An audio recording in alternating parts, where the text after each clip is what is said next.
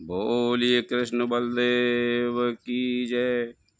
संत सनातन धर्म की जय। प्रिय बंधु, हम आपको चार साधु और चोर ऐसी आपको कथा श्रवण कराने के लिए जा रहे हैं कि चोर के हृदय में साधुओं की संगत से क्या परिवर्तन होता है। ये कथा आप प्रेम पूर्वक श्रवण करें और पूरी सुने तो आपको इसका रहस्य मालूम पड़ेगा, बहुत ही आनंद आएगा। जैसे कि चार साधु थे, वे एक शहर के पास जंगल में रहते थे और भगवान का भजन आदि किया करते थे, स्मरण करते थे। उन चारों साधुओं की अपनी अलग अलग निष्ठा थी। एक दिन वहां के राजा ने अपने स्त्री से कहा कि हे प्रियतमे, हम अपने लड़के को अच्छा संत बनाना चाहते हैं, फिर वह चाहे राज्य करे चाहे साधु बन जाए। रानी ने उत्तर दिया कि महाराज, जो संत बनना चाहता है अरे वही संत बन सकता है, दूसरे के बनाने से बताइए कैसे बन सकता है संत। आपका और मेरा यह मत थोड़े ही काम करेगा। राजा ने कहा कि इसका एक उपाय है। वो क्या है कि सत्संग के माध्यम से परिवर्तन आ सकता है। जैसे कि 60 सुधरहि सत्संगत पाई और पारस परस को धातु सुहाई। सत्संग की क्रिया के माध्यम से, संगति के माध्यम से 60 भी सुधर जाता है। जैसे कि पारस मणि के स्पर्श से लोहा भी सोना हो जाता है। मेरे प्रिय सज्जनों, रानी बोली कि ऐसा कोई अच्छा संत है जिसके पास लड़के को भेजे। राजा बोला कि यहां पास में ही कुछ ही दूरी पर जंगल में 4 संत रहते हैं। वो बड़े अच्छे हैं, बड़े भोले भाले हैं, उनके पास लड़के को भेज देते हैं। इस प्रकार राजा और रानी बातें कर रही थी। रात्रि का समय था। देवयोग से एक चोर चोरी करने के उद्देश्य से वहां आया हुआ था और वह छिप करके उनकी सारी बातें सुन रहा था।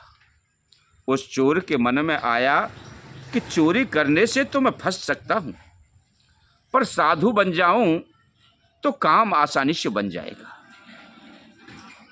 अरे यह राजकुमार आएगा और मेरा चेला बन जाएगा, फिर चोरी करने की क्या जरूरत पड़ेगी मुझे, फिर कोई आवश्यकता नहीं।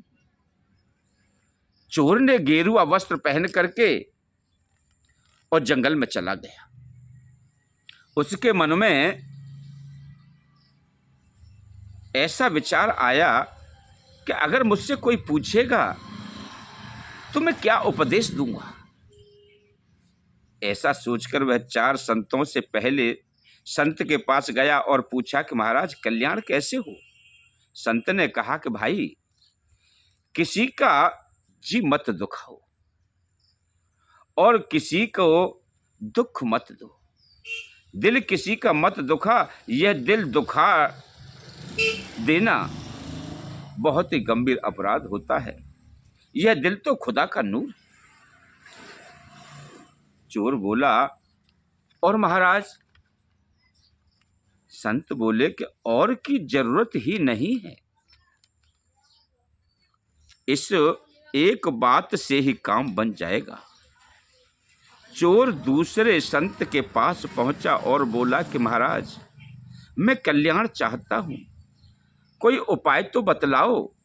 संत बोले, कभी किंचन मात्र भी झूठ नहीं बोलना चाहिए, सदा सत्य ही बोलना चाहिए। गला क्यों ना कट जाए, जैसा देखा, जैसा सुना और जैसा समझा, ठीक वैसा ही वैसा कह देना चाहिए। चूंकि कबीरदास जी ने कहा है कि साँच बराबर तप नहीं, झूठ बराबर पाप। अरे जाके हृदय साँच हैं, ताके हृदय आप।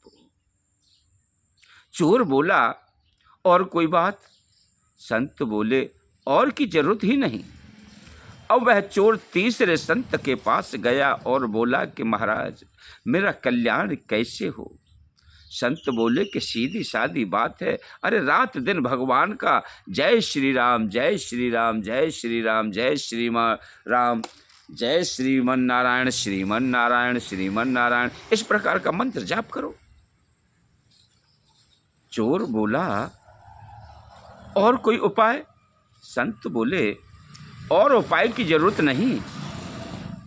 अब वह चौथे संत के पास पहुंचा और बोला कि महाराज कल्याण कैसे हो? संत बोले भाई एक भगवान के शरण हो जाओ, मन में यह बात अटल रहे कि मैं तो केवल भगवान का हूं। जैसे विवाह होने के बाद लड़की के मन में यह बात दृढ़ हो जाती है, विश्वास जम जाता है कि मैं अब कुंवारी नहीं हूं, शादीशुदा, मेरा विवाह हो चुका है।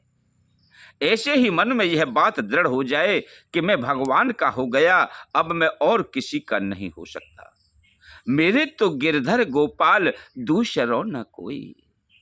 मीरा जी ने कहा है ना, मेरे तो गिरधर गोपाल वह कन्हैया मेरा है और मेरा दूसरा कोई नहीं है।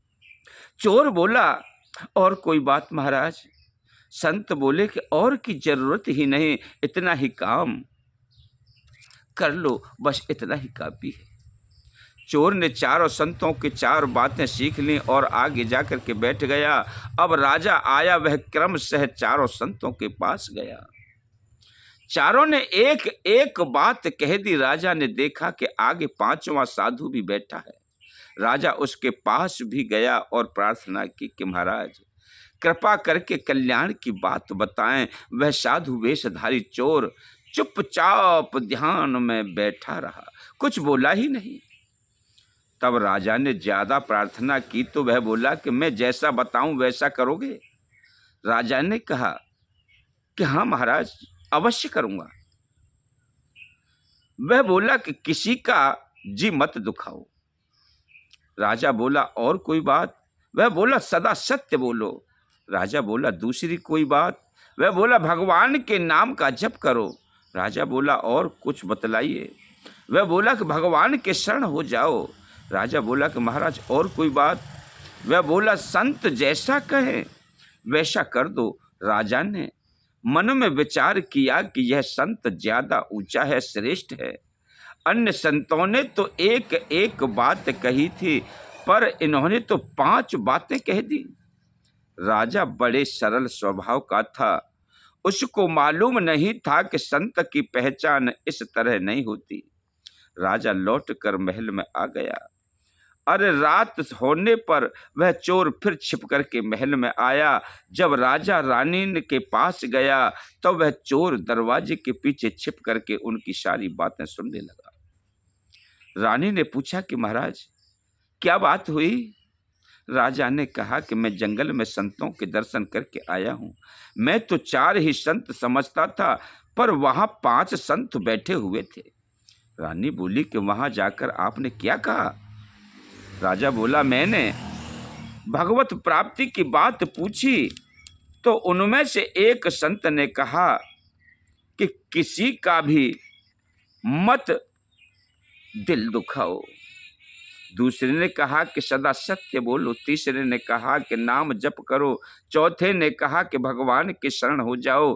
परंतु 5वें संत ने उन चारों संतों की बात 4 भी बताई और साथ में 5वीं बात यह भी बताई कि संत की आज्ञा का पालन करना चाहिए। संत की आज्ञा का पालन करो। राजा और रानी दोनों सच्चे और सरल स्वभाव के थे।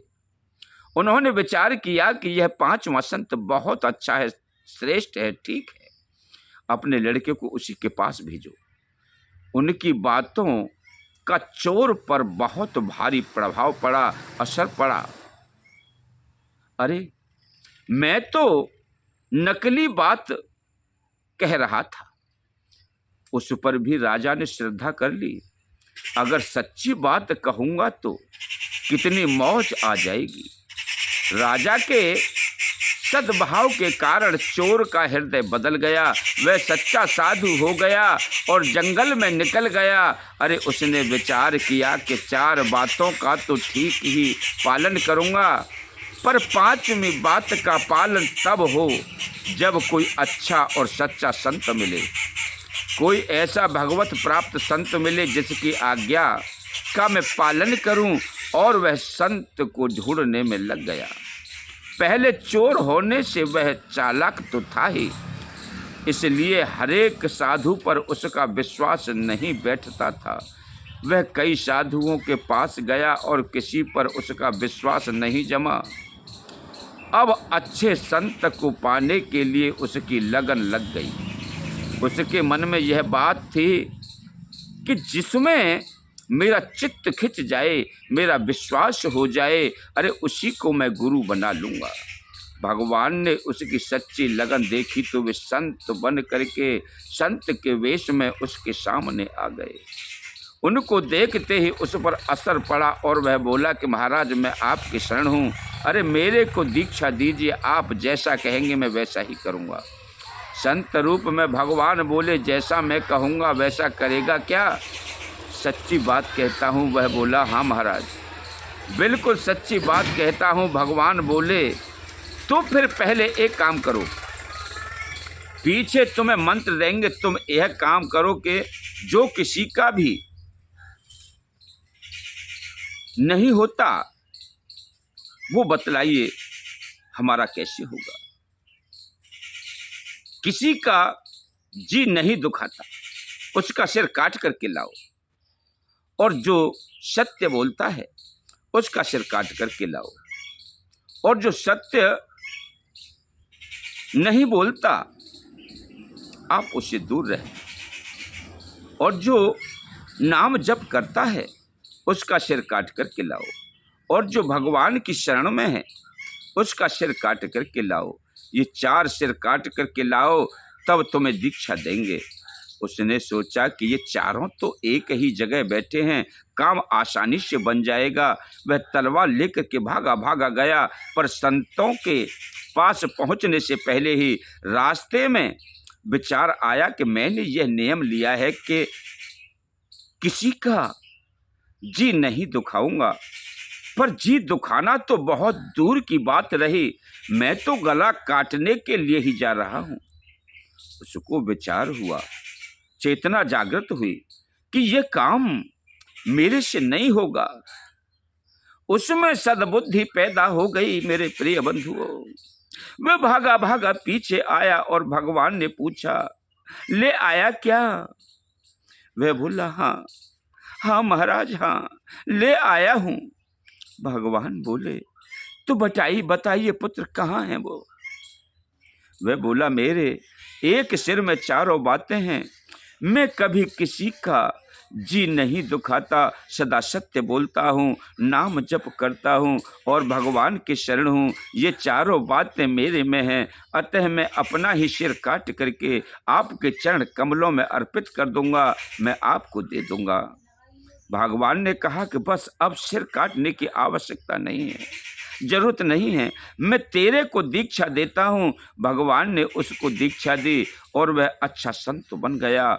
इस प्रकार चालाकी से 5 बातें धारण करने से भी चोर को भगवान मिल गए और वह संत बन गया। अगर कोई सच्चे हृदय से 5 बातों को धारण कर ले तो फिर कहना ही क्या है। बोलिए जगत गुरु श्री कृष्ण भगवान की जय, संत सनातन धर्मों की जय। मेरे प्रिय सज्जनों, अगर आपको हमारी कथा अच्छी लगी हो तो चैनल को सब्सक्राइब करें, वीडियो को लाइक करें। ओम नमो नारायण, ओम नमो नारायण, ओम नमो नारायण।